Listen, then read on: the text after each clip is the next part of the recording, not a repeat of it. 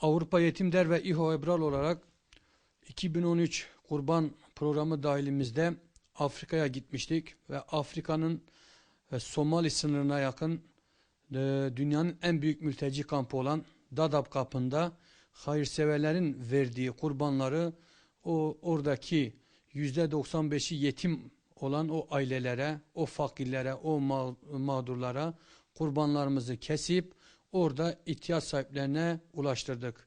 Bayram öncesi bizimle beraber gelen gönüllü temsilcilerimizin getirdiği sadakaları da bayramdan bir gün önce Arife günü orada yetimlere bizzat kendi ellerimizle dağıttık. Çünkü o yetimlerin de bayramı buruk geçmesini engellemek için gerçekten de çok az imkanlar dahilinde oldu. Çünkü sonuçta dünyanın en büyük mülteci kampıdır.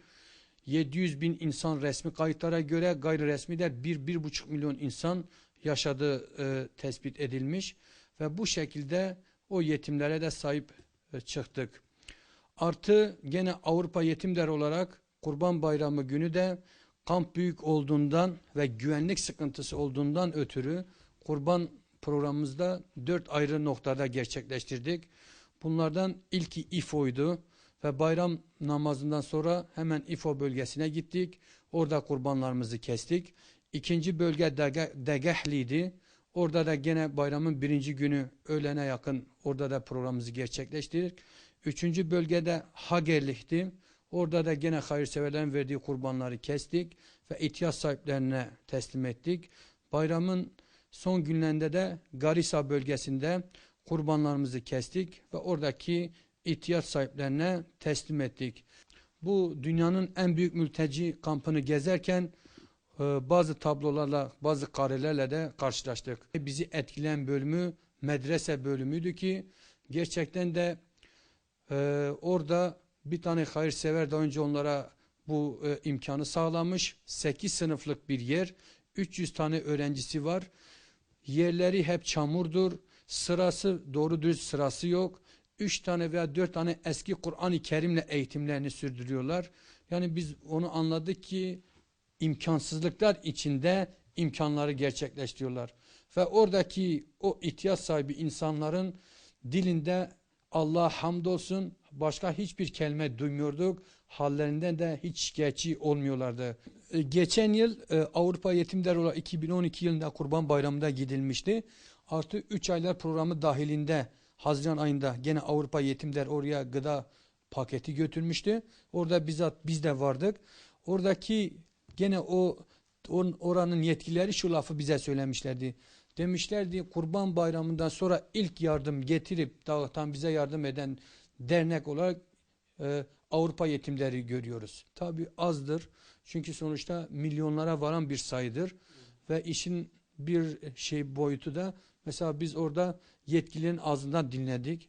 Yani dedi bu sene Kurban Bayramı'nda sizinle beraber 2 tane yardım kuruluşu daha buraya gelmiş. Yani bakıyoruz gerçekten de yetmiyor yani. O Ramazan işte o 3 aylar programında hani Haziran ayında gitmiştik. O zaman bir kız çocuğu annesiyle beraber yanımıza geldi. Dedik kız çocuğum 6 yaşında uzaklığı pek göremiyor. Yani 3 metreden sonra tam göremiyor.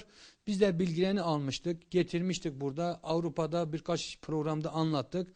Allah razı olsun. Bunu da özellikle altını çizmek istiyoruz. Worms temsilciliği aracılığıyla Ramazan ayında bir hayırsever sahip çıktı.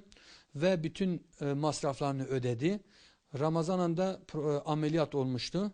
İşte biz de bu kurban programıyla gittiğimizde bizzat gidip o kız çocuğunu ziyaret ettik. Şu anda gözleri görüyor. Tabii devam ediyor. Tedavisi sürüyor. Yanımızda hatta de okudu. Bir ayet bize okudu Kur'an-ı Kerim'de ki yani gözlerim işte bu şekilde görüyor ve orada da bize anlamlı bir söz söyledi. Bizi de duygulandırdı. Dedi ki ben ilk defa bayram yapacağım yani.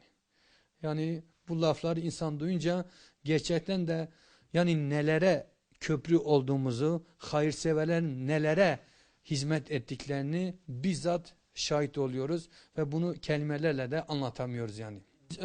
Şunu da söyleyelim. Mesela az önce bahsettik ya yetimlere orada gönüller getirip yardım o paralara dağıttıkları zaman Bir tane teyze geldi bize 5 dakika bizimle böyle sohbet etti. Artı biz o günde böyle birkaç aileyi de ziyaret ettik. Bizi davet ettiler, biz de gittik. Ve şunu da belirtmek istiyoruz. Oradaki ailelerin her birinin ayrı bir hikayesi, ayrı bir yaşanmış olayı vardır. Bir eve giriyoruz. Misal hayatlarını anlatıyorlar. O üzüntüyü yaşıyoruz. 1 metre yanındaki eve girince orayı unutuyoruz. Bu sefer diğer evin, ailenin acısı, hikayesi bizi üzüyordu. Yani böyle şeyleri vardı. Mesela o teyze bir mesaj verdi. Dedi ki sizin aracınızda, yani Avrupa Yetim Der aracıyla İslam ümmetine, tüm Müslümanlara şunu söylemek istiyorum ki biz burada Ogedanlı Müslümanlar olarak 2013 yılında bile Etiyopya rejiminden zulüm görüyoruz. Sırf Müslüman olduğumuz için. Biz aç kalıyoruz, susuz kalıyoruz, şu dağ başında kalıyoruz ve Allah'tan başka kimse bize el uzatamıyor. Şunu söylemek istiyoruz ki biz onlardan yemek, içmek, para da istemiyoruz. Fakat talebimiz budur ki bizim bu çocuklarımız, bu ufacık çocuklarımız ve geleceğimiz olan bu çocuklarımız başkaları kapıyor.